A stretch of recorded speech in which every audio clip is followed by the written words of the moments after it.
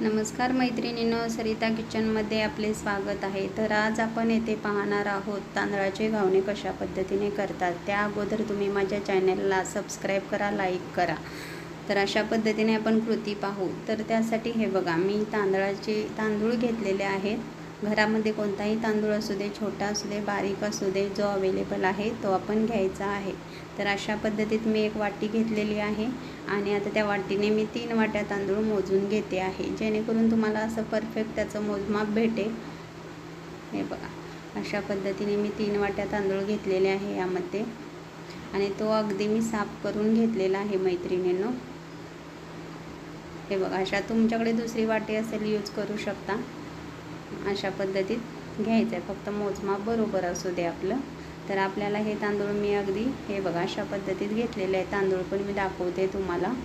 आता यानंतर मला ते तांदूळ व्यवस्थित 2 ते 3 वेळा साफ करून घेणार आहे मी पाण्यातून अगदी, म्हणजे त्याच्यावर काही घाण असेल किंवा काही असेल ती निघून जाईल। यासाठी मी 2 ते 3 वेळेला तांदूळ पाण्यातून धुवून घेतलेले आहेत। हे बघा अशा पद्धतीत।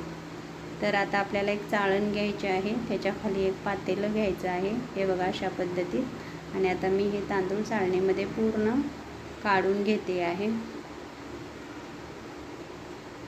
अशा पद्धतीत पूर्ण तांदूळ काढायचे आहे। ते तांदूळ आपल्याला पूर्णपणे ड्राय हवे, त्याच्यामध्ये पाणी थोडंही उरता कामा नये।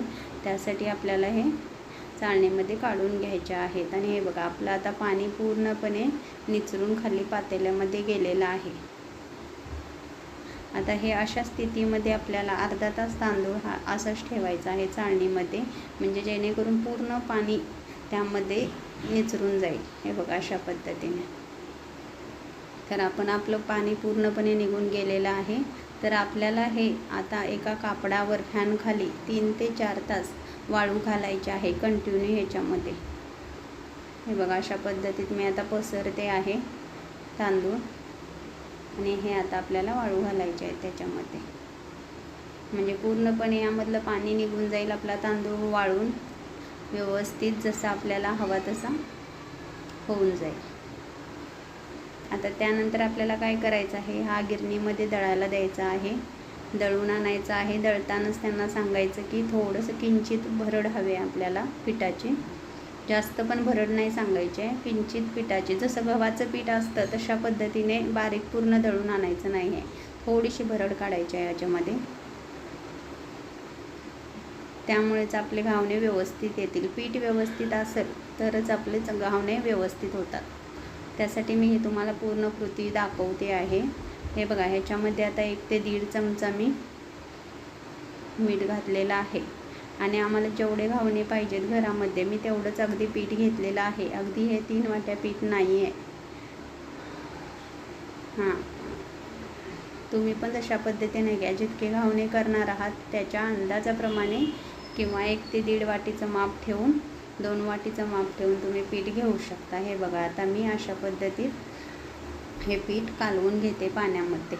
चमच्यानं सुद्धा हे करता येईल, पण हाताने केलं तर आपल्याला अंदाज येतो की पाणी अजून किती घालावं लागेल, आणि बेटर राहील हाताने केलं तर। हे बघा अशा पद्धतीत पाणी घालत, आणि कसं आहे, हाताने केलं तर गुठळ्या पण नाही राहत त्या पिठामध्ये, अगदी व्यवस्थित गुठळ्या निघून जातात। चमच्याने केलं तर कुठेतरी गुठळी राहू शकते, तर हाताने केलं तर असं व्यवस्थित होईल ते पीठ। हे बघा, आता आपली पिठाची हे व्यवस्थित आलेली आहे। घावण्यासाठी आपलं पीठ तयार झालेलं आहे। त्यासाठी आपल्याला एक 5 ते 10 मिनटं हे पीठ तसंच ठेवायचं आहे।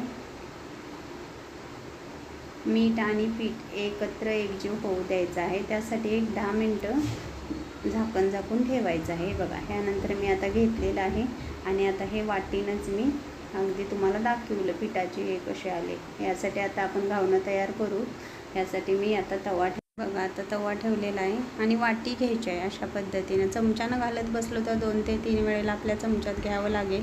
तर अशा पद्धतीने एक वाटी ठेवली तर एक घावणं आपलं व्यवस्थित होऊन जाईल। हे बघा अशा पद्धतीने त्या तव्याला, हे बघा आपलं घावणं तयार झालेलं आहे। अगदी याची पद्धतीत घावणं होतं। पीठ आपलं व्यवस्थित असेल तर घावणं पण व्यवस्थित। आता हे मी परतून घेते हे बघा अशा त्याला जाळ्या पण किती छान आलेत बघा. जाळीदार घावणं अशा पद्धतीने भाजून घेतलेलं आहे 5 ते 10 मिनटं. अशा पद्धतीत हे घावणं आपलं तयार आहे.